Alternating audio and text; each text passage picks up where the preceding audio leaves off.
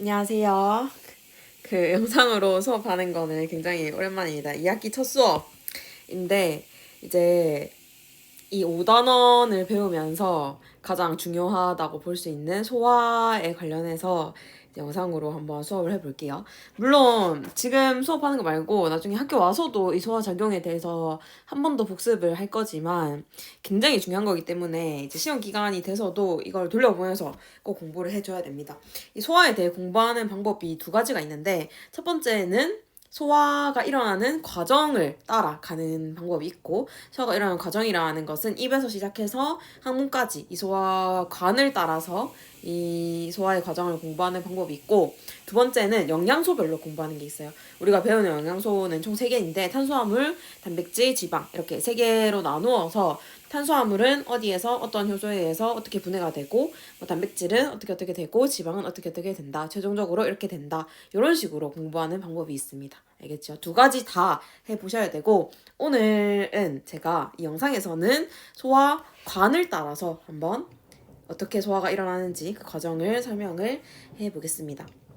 그 전에 위에 요 부분은 아마 그 수업 시간에 제가 조금 설명을 해드렸을 거고, 그거 외에 오른쪽에 요 질문에 대해서 대답을 해볼까요?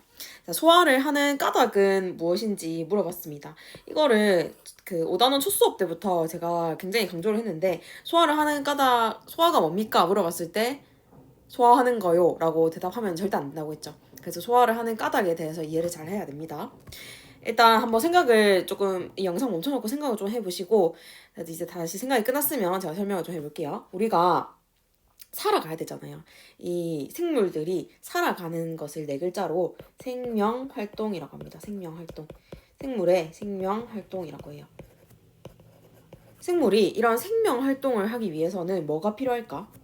바로 나와야 돼요, 여기서. 과학에서는 늘 얘를 뗄 수가 없습니다. 에너지가 필요해요. 에너지. 대문자 1호 쓸게요. 대문자 1호 쓰면 에너지입니다. 일단 에너지가 필요한데 생명활동을 하기 위해 에너지가 필요하다라는 뜻입니다. 근데 우리 몸에서 에너지를 만들어내는 곳이 있어요. 뭘까? 그쵸, 세포예요, 세포. 세포는 어떤 방식으로 에너지를 만들어낼까요? 와, 이제 좀 잘 아는 것 같네. 세포 호흡을 통해서 에너지를 만들어냅니다. 세포 호흡을 통해서. 세포 호흡이라고 하면 우리가 하는 호흡이랑은 조금 종류가 다르다고 했죠. 우리는 그냥 호흡이라고 하면 외호흡, 그 산소를 들이마시고 이산화탄소를 내뱉는 거를 외호흡이라고 하는데, 세포 호흡은 우리 몸 안에서 일어난다고 해서 내호흡이라고 부르고, 세포가 산소와 영양소를 사용해서 이산화탄소와 노폐물을 만들어낸다. 근데 이산화탄소랑 노폐물을 만들어내기 위해서가 아니라 에너지를 결국에는 만들어내기 위해서 이런 호흡을 한다라고 했죠. 세포호흡 결과 나오는 노폐물과 이 이산화탄소는 우리 몸 밖으로 빠져나가게 된다. 서로 다른 형태로. 그래서 결국에 세포호흡 할 때는 산소 필요하고, 그 다음에 아까 말했던 영양분이 필요하죠. 영양분. 영양소 이 2개가. 그러면 산소는 어떻게 얻을 수 있어? 그치? 숨 쉬면 얻을 수 있잖아요. 우리가 실제로 호흡을 하면은 산소를 우리 몸 안으로, 우리 세포로 전달할 수가 있겠죠. 맞죠? 피를 통해서. 그럼 영양소는 어떤 방식으로 전달하면 될까? 그치, 이것이 바로 소화입니다. 영양소는 음식물을 우리가 섭취를 하면서 이 영양소를 보충을 해줄 수 있는데, 음식물을 그냥 섭취하게 되면은 어떤 문제점이 있냐면 너무 크기가 커요. 그래서 여기 힌트가 있는데, 우리 몸에서 영양소를 이용하려면 세포로 영양소를 흡수해야 된다. 세포가 음식물보다 크기가 작습니다. 당연히. 그렇기 때문에 세포에 있는 세포막을 통과할 수 있을 정도로 이 음식물을 분해를 해줘야 돼요. 그래서 소화를 하는 까닭은 적어보세요. 세포막을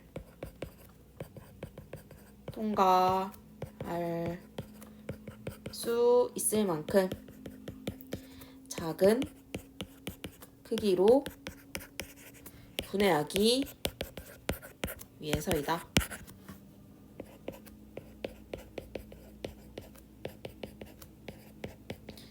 이 정도로 적어주면은 굉장히 완벽한 답입니다. 사실은 요 위에 문장까지 같이 해서 조금 완벽한 답인데, 세포가 영양소를 흡수할 때 세포막을 통과할 수 있는 작은 크기로 분해되어야 한다.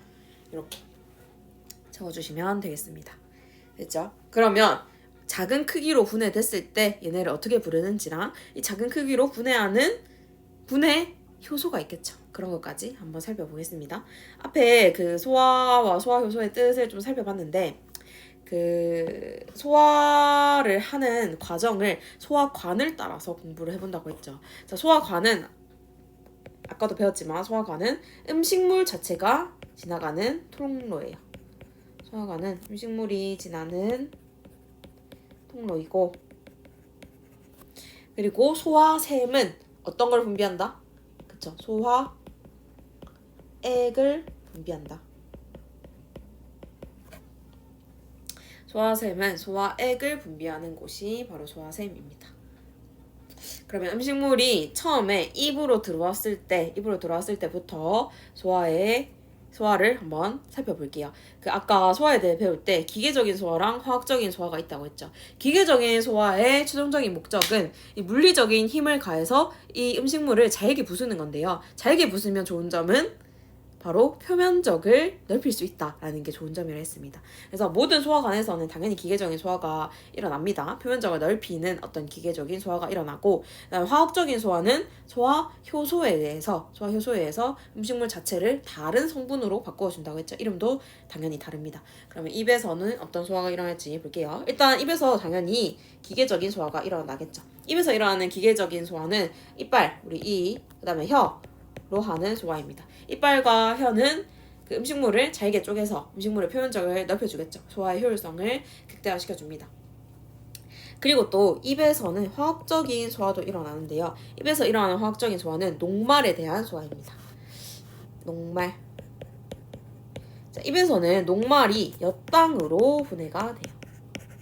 여기 얘들아 생각보다 칸이 좀 좁거든요. 그래서 너희도 글씨 크기를 좀 작게 적어주면 좋을 것 같아요. 자, 입에서 화학적인 소화는 녹말이 엿당으로 변하는 소화인데, 이때 관여하는 소화효소의 이름이 아밀레이스입니다. 아밀레이스. 이런 아밀레이스라는 소화효소를 분비하는 소화액은 바로 뭡니까? 소화액은 침이죠, 침. 침이 나오는 소화샘은 침샘입니다. 한번 여기 왼쪽으로 가볼게요. 이렇게 말하니까 좀 헷갈릴 것 같긴 한데, 네, 쉽습니다. 자, 침샘은 소화샘이죠, 샘. 맞죠? 소화샘. 이 소화샘은 두 가지 일을 하거든요. 두 가지 일은 아니고, 소화샘은 소화액을 분비하고, 이 소화액 안에 소화효소가 있습니다. 그래서 소화샘이 나오면 소화액과 소화효소를 무조건 같이 외워주셔야 돼요. 침샘이라는 소화샘 안에는 침이라는 소화액이 있을 것이고, 그 다음에 침 안에 소화효소는 아밀레이스입니다. 됐죠? 이렇게. 조금 어렵나? 요 정도까지 해주면 되겠습니다. 이 정도까지. 이제 이 음식물이 지나고 맞다. 입에서는 다른 화학적 소화는 일어나지 않습니다. 녹말에 대한 화학적 소화만 일어나요. 자, 이제 내려가고 해서 위로 갑니다. 위에서도 소화가 일어나요. 위에서도 소화가 일어납니다. 식도는 기계적 소화만 일어나기 때문에 패스할게요. 위에서도 당연히 두 가지 종류의 소화가 일어나고, 기계적 소화는 위벽에 있는 위벽 근육이 운동을 하면서 이 음식물을 더 잘게 부수게 됩니다. 위벽 근육이 음식물을 잘게 부순다. 그러면 당연히 표면적이 넓어지겠죠. 그 다음에 위에서 일어나는 화학적 소화를 잘 봐둬야 되는데, 위에서 일어나는 화학적 소화는 단백질에 관련된 소화입니다. 단백질은 최종적인 소화 산물의 이름을 외워야 되지만, 그 중간 산물은 너희가 알 필요가 없어요. 그래서 단백질은 그냥 중간 산물 1, 2 이렇게 대충 표시를 하겠습니다. 처음에 단백질이라는 애가 들어오면은 어떤 소화효소에 의해서 단백질 중간산물 첫 번째 중간산물 1이라고 부를게요. 첫 번째 중간산물이 됩니다. 여기 위에서 분비되는 소화효소는요, 펩신이라는 소화효소예요. 펩신이라는 소화효소는 어디에서 분비되냐면 위샘에서 분비가 됩니다. 위샘. 또 좀 어려워졌죠. 이것도 위를 이렇게 쭉 끌고 일로 와볼게요. 자, 위라는 애는 소화샘인 위샘이 있는데요. 이 위샘 안에 소화액인 위액이 있어요. 위액. 위액에서 바로 소화 효소인 뭐가 분비된다? 그쵸, 펩신이 분비된다. 위액에 펩신이 포함되어 있습니다. 이게 아닌가? 이렇게 할까?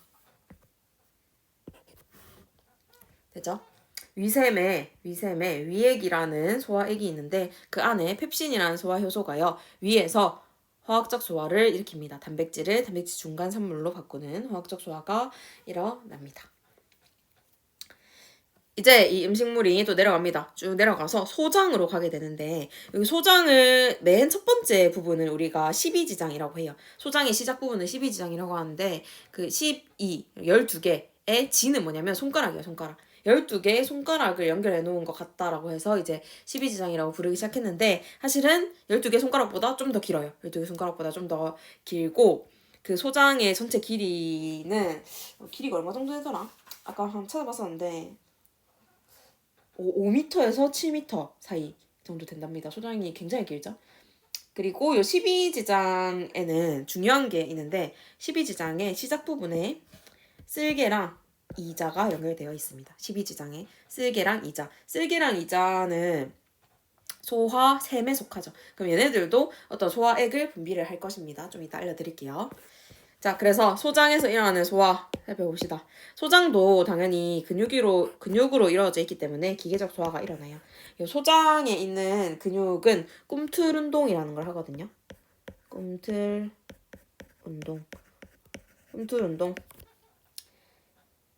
그리고 분절운동 이렇게 두 가지 운동을 합니다. 이게 뭔지는 뭐 알 필요 없습니다. 그냥 야, 얘도 기계적 소화를 하는구나. 이 정도만. 뭐 꿈틀운동은 음식물을 이렇게 이동하게 이 소장이 굉장히 길잖아. 이 벽이 굉장히 길죠. 여기서 음식물을 이동하는 것을 꿈틀운동이라고 하고 분절운동은 이 벽이 수축하고 이완하고 하면서 소화액이랑 섞이도록 해주는 것을 분절운동이라고 합니다.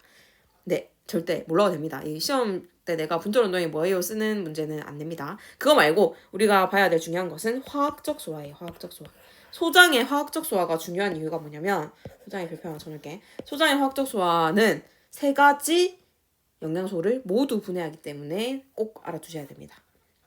첫 번째, 탄수화물 먼저 볼게요. 탄수화물 중에 녹말인데 우리 아까 녹말은 이미 입에서 녹말이 다 분해된 거 아니에요? 라고 하지만 사실 100%는 아니에요. 그래서 소장까지 내려올 때도 그 녹말이 그대로 남아있을 수 있어요. 왜냐하면 너희가 지금 밥 먹는 습관만 해도 그 10분 만에 밥 먹고 나가는 애들 있지. 얘네는 절대로 입에서 화학적 소화가 100% 일어나지 않습니다. 입에서 다 일어나지 않는 이 소화를 소장에서 도와주거든요. 그래서 소장에서는 녹말이 아직 남아있는 녹말이 다시 엿당으로 바뀌어요. 이거 색깔 다른 걸로 할게. 아까 했던 그대로 녹말을 엿당으로 바꿉니다. 근데 기억납니까? 입에서 녹말을 엿당으로 바꾸는 효소의 이름 아밀레이스였죠. 여기서도 아밀레이스가 나와요. 근데 아까 이 입에서 나왔던 아밀레이스는 어디에서 나온 아밀레이스입니까? 어떤 액? 그치? 소화액 침에서 나온 아밀레이스였는데 요번에 소장에서 녹말을 엿당으로 바꾸는 이 아밀레이스는 이자라는 곳에서 나오는 아밀레이스입니다. 종류가 달라요. 아밀레이스가 어디서 나오는지. 자, 소장에서 녹말을 분해하는 아밀레이스는 이자에서 나오는 아밀레이스이고 이제 2번 단백질도 소장은 분해를 합니다. 근데 아까 단백질을 그 위에서 분해를 했잖아. 중간산물 1로. 어떤 효소가 분해했죠? 펩신이라는 효소가 분해를 했죠. 그래서 단백질 중간산물 1이에요. 1. 단백질 중간산물 1. 대충 이렇게 적으면 알아듣겠지? 요거를 한 번 더 분해를 하는데 얘는 한 번 더 분해해도 또 중간산물입니다. 그래서 단백질 중간산물 2가 돼요. 중간산물 2. 1이라고 이름 붙인 것은 제가 임의로 붙인 것이고 그냥 단백질은 중간산물이 두 가지 정도 있구나 이렇게 이해를 하시면 되겠습니다. 단백질 중간산물 1에서 2로 바꿔주는 효소의 이름은 트립신입니다. 트립신. 아까 위액에서 분비되는 것은 펩신이었고요. 이 트립신이라는 애는 아까 아밀레이스랑 똑같이 이자에서 분비가 됩니다. 이자액에서 트립신이라는 소화 효소가 단백질 중간산물을 또 다른 단백질 중간산물로 바꾸어줍니다. 이제 세 번째 마지막 남은 지방이지 지방. 이때까지 오면서 지방을 소화하는 효소는 한 번도 본 적이 없는데 여기 소장에서 바로 지방이 소화가 됩니다. 소장에서 지방이 초록색 보시면 되겠죠? 지방이 두 가지로 나누어지는데요. 지방산과 모노글리세리드입니다. 이름이 좀 어려워도 알아두셔야 돼요. 글리세리드. 지방산과 모노글리세리드로 분해가 되는데 이렇게 분해할 수 있는 효소의 이름은 바로 라이페이스입니다. 라이페이스도 이자에서 분비되는 소화효소예요. 지방을 지방산과 모노글리세리드로 분해하는 것은 라이페이스라는 효소이다. 이렇게 소장에서 세 가지 영양소에 대한 소화가 다 일어나기 때문에 당연히 소장에 이것들은 꼭꼭꼭 알아두시는 게 좋겠습니다. 됐죠? 근데 뭔가 좀 부족하지. 맞지? 우리가 알기로는 녹말이 엿당으로만 소화되는 건 아니고 단백질도 지금 중간 산물이라 했으니까 최종 산물이 있을 거 아닙니까? 맞죠? 지방은 사실 여기까지가 끝인데 녹말과 단백질은 한 번 더 소화가 일어납니다. 이 소화는 또 소장에서 일어나는데요. 소장은 소화 효소를 분비하기도 하는데요. 여기다 적어볼게. 소장 안쪽에 상피세포라 하면 겉에 있는 피부 같은 걸 상피세포라 합니다. 겉에 있는 상피세포, 소장 안쪽을 이루고 있는 맨 바깥쪽 상피세포에서 소화효소가 분비되는데 이거는 소화효소의 이름을 알 필요는 없어요. 그냥 탄수화물 소화효소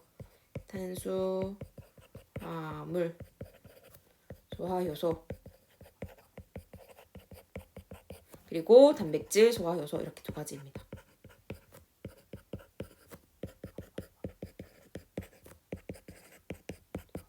당연히 탄수화물 소화효소는 탄수화물을 소화시키는 거고 단백질 소화효소는 단백질을 소화시키는 거겠죠. 아까 탄수화물 마저 볼게요. 탄수화물은 소장에서 이 아밀레이스, 이자에서 분비된 아밀레이스에 의해서 엿당이 됐죠. 근데 이 엿당이 최종적으로 포도당이 되기 위해서 이 탄수화물 소화효소가 필요합니다. 엿당을 포도당으로 바꿔주는 것이 탄수화물 소화효소입니다. 그리고 마찬가지로 단백질이 지금 단백질 중간산물 2가 됐잖아. 단백질 2라고 적을게요. 단백질 중간산물 2가 되었는데 이 단백질 중간산물 2가 단백질을 이루는 기본 구성 성분이 네 글자로 아미노산이라고 했습니다. 그래서 이 단백질이 소장 안쪽에 있는 단백질 소화효소랑 만나면 아미노산으로 최종적으로 분해가 돼요. 됐죠? 그러면 여기까지 하면은 이제 3대 영양소의 최종 분해가 되는 거예요. 그럼 최종 분해의 산물은 일단 지방은 라이페이스에 의해 분해된 지방산과 모노글리세리드 여기에 최종 분해 산물이고 그다음에 탄수화물은 포도당 그다음에 단백질은 아미노산 요렇게가 바로 최종 분해 산물이 됩니다.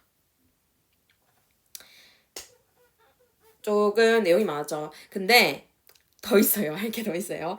자, 여기 옆으로 한번 넘어와 보면 아까 쌤이 그 소화효소에 대해 얘기하면서 이자 얘기를 굉장히 많이 했습니다. 이자는 소화샘 중에 하나이죠. 여기 옆에 나와 있잖아. 소화샘 중에 하나. 그럼 이자에서도 당연히 소화액과 소화효소가 분비가 되겠습니다. 그러면 이자에 대한 소화액 그리고 소화효소를 살펴볼게요. 이자에 대한 소화액. 이자의 소화액은 이자액입니다. 이자액. 너무 쉽습니다. 그 다음에 소화효소. 일단 탄수화물을 분해하는 아밀레이스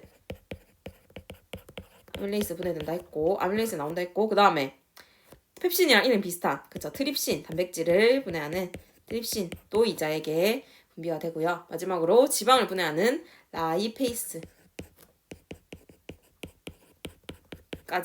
이자액 안에 들어있는 소화효소입니다. 이자가 하는 일이 굉장히 많죠. 이자액 안에는 이 탄수화물, 단백질, 지방 세 가지 영양소를 모두 분해할 수 있는 효소를 다 가지고 있습니다. 굉장히 많았어요. 굉장히.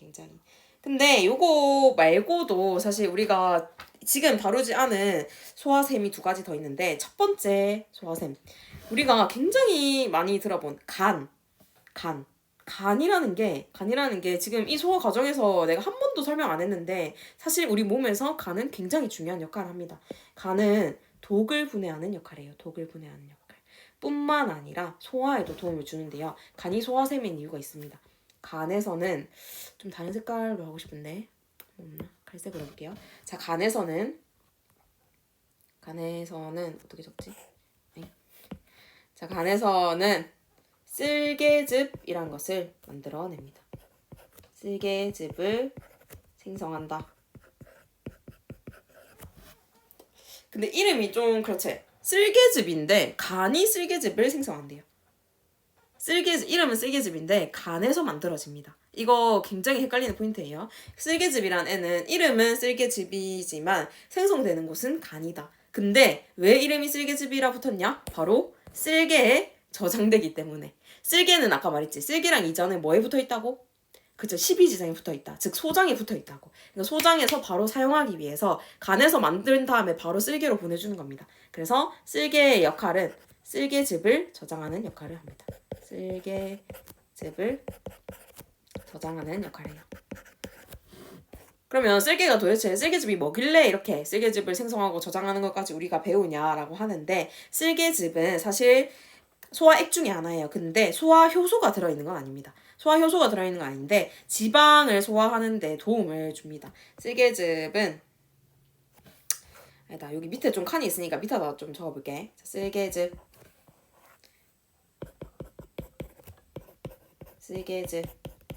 쓸개즙은 간에서